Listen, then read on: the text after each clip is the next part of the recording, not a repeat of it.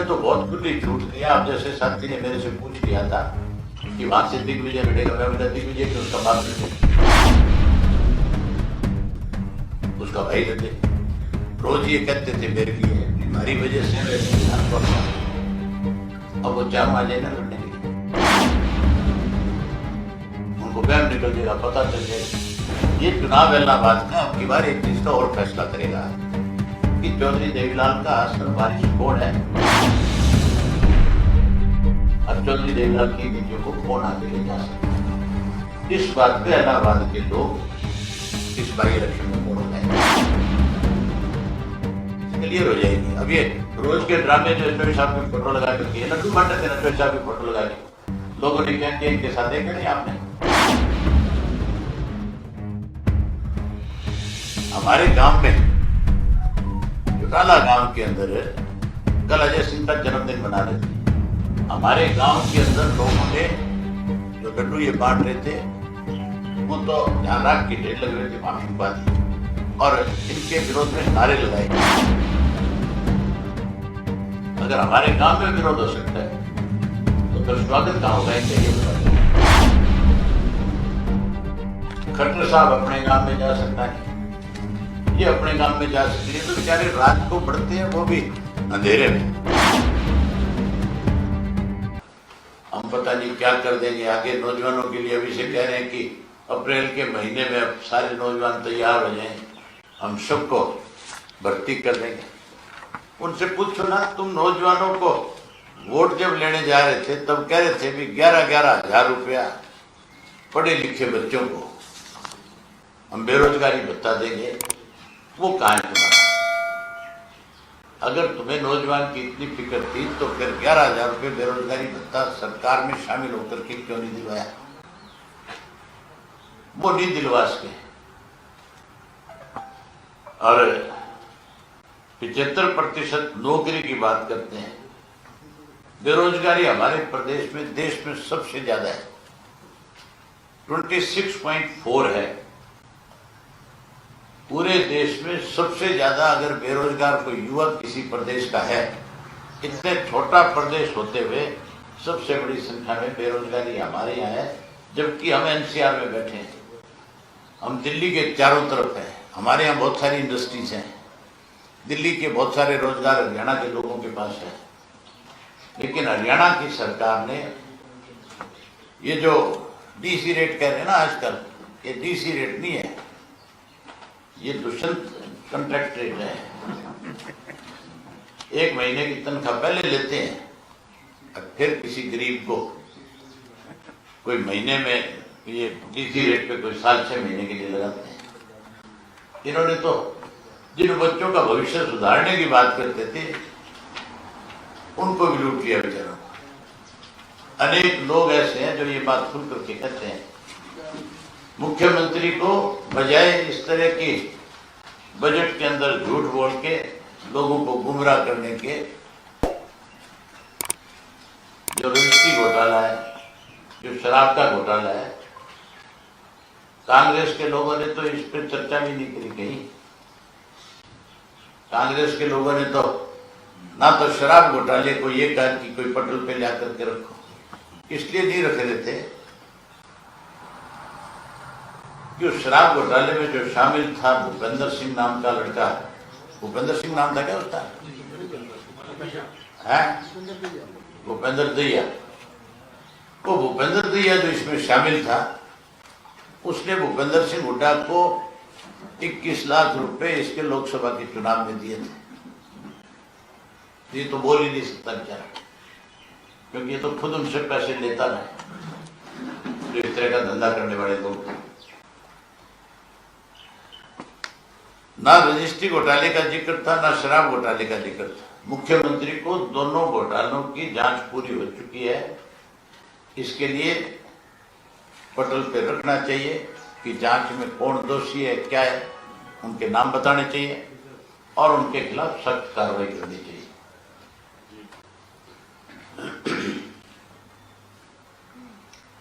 अब और तो मैं आपको ज्यादा बताऊंगा तो फिर आपका भी बहुत दिन जो आज का छुट्टी का मैंने वैसे तो खराब कर दिया आपका, लेकिन मेरी मजबूरी थी क्योंकि कल इस पे चर्चा होनी है। तटका लगता है, वो ज्यादा तटका लगता है, ज्यादा बोलते ज्यादा तटका लगता है। हाँ, कोई डिपार्टमेंट ऐसा नहीं है जिस डिपार्टमेंट के अंदर इन्होंने किसी में कोई पैसा बढ़ाया हो। जो आप देखो कि जो सबसे जरूरी हमारी जो नीड है, चाहे वो एग्रीकल्चर है, बिजली है, हेल्थ है, ग्रामीण विकास है, एजुकेशन है, पब्लिक हेल्थ है, उन सब में पैसा कम कर दिया।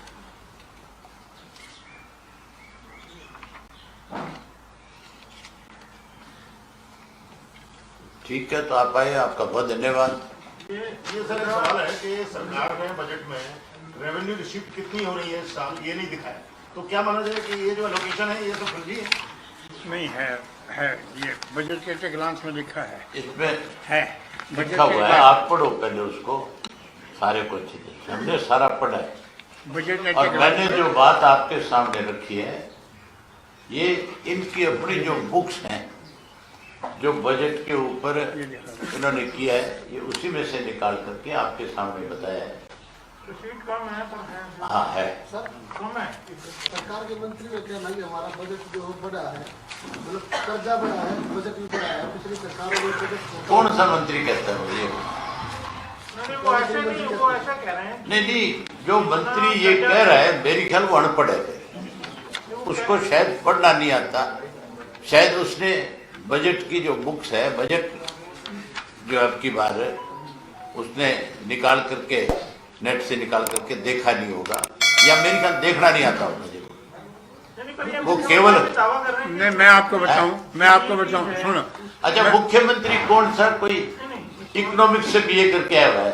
सुनो तो सही। जीडीपी की जो 5% का दायरा है, उसके 3.8% जो बता रहे हैं लोन ले रहे हैं, वो कह रहे हैं। अब मैं जीडीपी भी बता देता हूँ आपको, एक जीडीपी का एक उदाहरण देता हूँ आपको, एक मिनट में आपको सुनकर के हैरानी होगी। जीडीपी जो है हमारे यहाँ -5 सन 1950 के अंदर लगातार बढ़ती रही है। सन 1950 में 50% थी कृषि की, जो घट करके 16 पॉइंट कुछ रह गई। अब के बाद -5.7 है, और अब की बार वो है जो -5.7 5.7 है। अब इससे ज्यादा बुरी हालत और क्या करेंगे ये प्रदेश की, जिसका सन 1950 के अंदर है, जो देश में 50% से ज्यादा कृषि की अकेली जीडीपी थी, आज वो हमारे यहाँ माइनस में चली गई। जबकि कृषि के मामले में हम 1950 से अब तक बहुत ज्यादा एडवांस हो गए, लेकिन सरकार की गलत पॉलिसी की वजह से ये सारी चीजें हुई। ये वृद्धों की पेंशन में बढ़ोतरी को आप क्या? बुढ़ापा पेंशन बढ़ाने की बात करी मुख्यमंत्री ने कि हमने 250 रुपया बढ़ाया। 250 बढ़ाने की बजाय अब की बार 63 रुपया बुजुर्गों का खा गई। जनवरी से न देगा पर आप 250 के हिसाब से 3 महीने का तो खाएंगे, अप्रैल से शुरू कर रहे हैं, 1 अप्रैल से। वो 3 महीने का उसका कम करोगे तो ये टोटल पैसा 187 रुपये बनता है। तो 63 रुपया खा गए कि नहीं खा गए बुजुर्गों का? दिया कहाँ? दावे तो कर रहे थे हम 5100 देंगे, 11,000 बेरोजगारी भत्ता देंगे, बजाय अपने वायदों को पूरा करने के बजाय उस बुजुर्ग आदमी के भी 63 रुपये महीने के इन्होंने खाने का काम किया है। अभय जी, क्या आपको लगता है आप विधानसभा के अंदर होते तो ज्यादा बेहतर होता?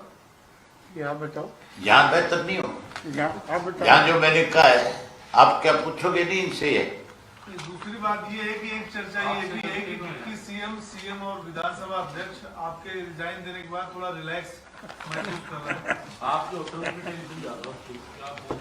कितने दिन रिलैक्स महसूस करेंगे ये बताओ? उनको सामने फिर बहुत दिखाई दे रहा है। कल को जब चुनाव होगा तो वो किसी काम में कैसे बढ़ेंगे? उनको जहां रिलैक्स हो रहे हैं उतनी चिंता भी सता रही है, नींद भी नहीं आती इनको। ये तो रोज यूं सोचते हैं इलेक्शन कमीशन किसी तरह इसको 1-1.5 साल के लिए आगे कर दे, लेकिन ये चुनाव तो 6 महीने में होगा। और जब 6 महीने में होगा तो मैं एक चीज आपसे कह सकता हूँ कि ना काड़का में घुस सकते और ना इलाहाबाद में घुस सकते। इलाहाबाद में तो आपको जेपा से मुकाबला करना पड़ेगा। मुकाबला जनता ने करना है, मैंने नहीं करना है। मैंने तो बहुत खुली छूट दिया। अब जैसे साथी ने मेरे से पूछ लिया था कि वहां से दिग्विजय लड़ेगा, मैं बोला दिग्विजय क्यों, उसका बाप लड़ ले, उसका भाई लड़ ले। रोज ये कहते थे मेरे लिए कि हमारी वजह से अब ऐसे विधानसभा पहुंच गया, अब वो चारों आ जाए ना लड़ने के लिए, उनको वहम निकल जाएगा, पता चल जाएगा। ये चुनाव इलाहाबाद का अब की बार एक चीज का और फैसला करेगा कि चौधरी देवीलाल का असल वारिस कौन है और चौधरी देवीलाल की नीतियों को कौन आगे ले जा सकता है। इस बात पे इलाहाबाद के लोग इस बाई इलेक्शन में वोट लगाएंगे, ये चीज क्लियर हो जाएगी। अब ये रोज के ड्रामे जो चौधरी साहब की फोटो लगा करके लड्डू बांटे थे ना, चौधरी साहब की फोटो लगा के लोगों ने क्या किया इनके साथ, देखा नहीं आपने? हमारे गांव में चौटाला गांव के अंदर कल अजय सिंह का जन्मदिन मना रहे थे। हमारे गांव के अंदर लोगों ने जो लड्डू ये बांट रहे थे वो तो जहां राख के ढेर लगे हुए थे वहां फिंकवा दिए और इनके विरोध में नारे लगाए। अगर हमारे गांव में विरोध हो सकता है तो फिर स्वागत कहां होगा इनका, ये बता दो मुझे। खट्टर साहब अपने गांव में जा सकता नहीं, ये अपने गांव में जा सकती है, तो बेचारे रात को बढ़ते हैं वो भी अंधेरे में, और वो भी चोर दरवाजों से, पीछे से कोई छोटे मोटे दरवाजे रखे हुए उनमें से घुसते हैं अंदर। अगर सामने से तो आ जाए तो लोग। अच्छा एक और मजे की बात बताता हूँ, इनके स्वाद लेने खातिर इनके नौकर टेलीफोन कर देते हैं किसानों को, कह रहे आ रहे आज के, फिर अगले दिन फिर इनकी तसल्ली के लिए लोग पहुंच जाए। इनके नौकरों पे ज्यादा डांट वट करते हैं, किसी ने गेट खोलने में देरी कर दी और कर दी तो वो फटाक से फोन मारते हैं, हमारा भी इंटरटेनमेंट हो जाएगा, हमारा पैंडा भी छूट जाएगा।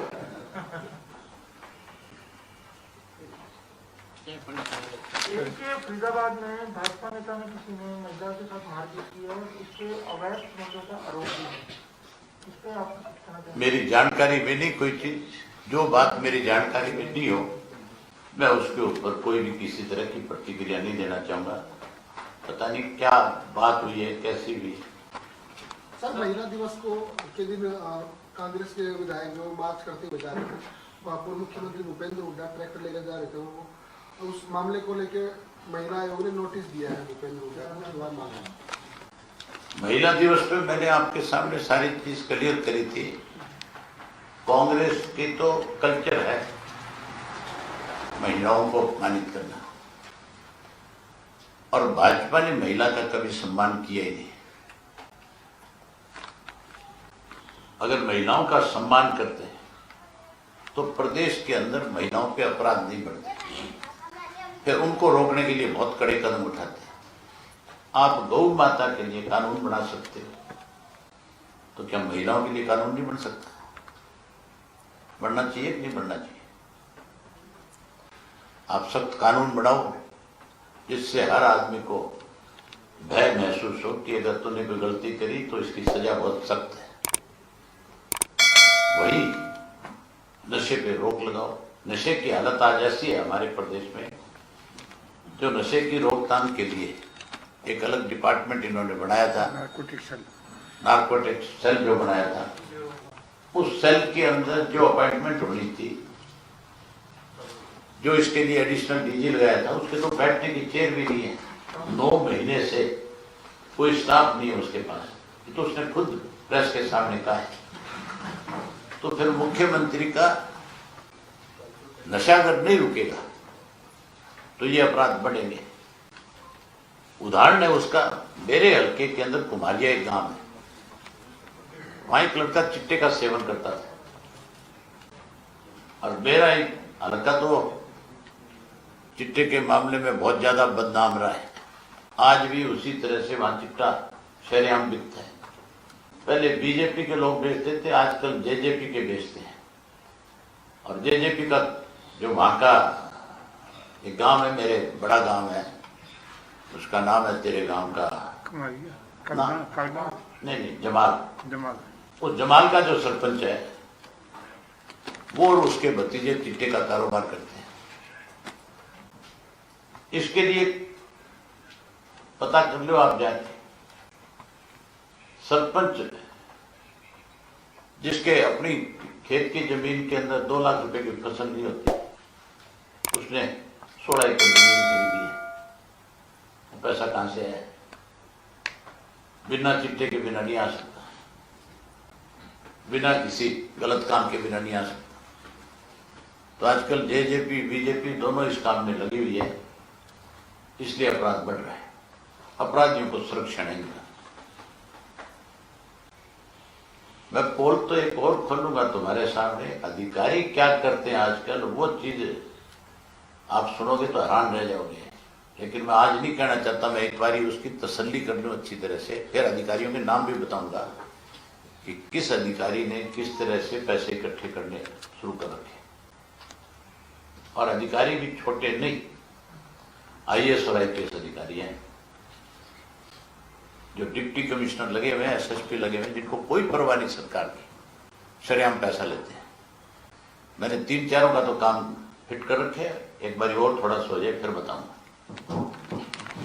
ये एक इन नक्शल, मतलब आपने बजट का पूरा विस्तार से बता दिया एक हमारी टीवी बाइट के लिए। इन नक्शल पूछे आपसे कि बजट कैसा है, उसको हम कहते हैं संक्षिप्त में, तो आप इसको एक टिप्पणी क्या देंगे, क्या बजट नहीं, ये तो केवल पुरानी जो कहावत है कि सुख से जियो, कर्जा लो और घी पियो, नटशल ये है, ये कर्जा है, बजट नहीं। जब तक जियो सुख से जियो, सुख से कर्जा लो घी पियो। यावलकर की कोट है ये, लाभ से लॉकडाउन के यावलकर सरकार ने भी ब्रेक किया, अपने आंकड़े भी बता रहे हैं कि पैसा नहीं होगा, तो आखिर वो पैसा गया कहाँ? तो क्या इस तरह का सरकार ये कहती है कि डेवलपमेंट नहीं हुई, हाँ वो एडमिट मानती है ना, तो फिर सरकार ही बताए ना ये पैसा कहाँ खर्च किया, पिछला बजट जो है वो कहाँ गया। इसका मतलब इन्होंने कागजों में दर्शाया, उसको कागजों में दिखाया कि हमने यहाँ खर्च किया, और खर्च करने की बजाय अपनी जेब भरी। अधिकारी सरकार मिलकर के खाली फिर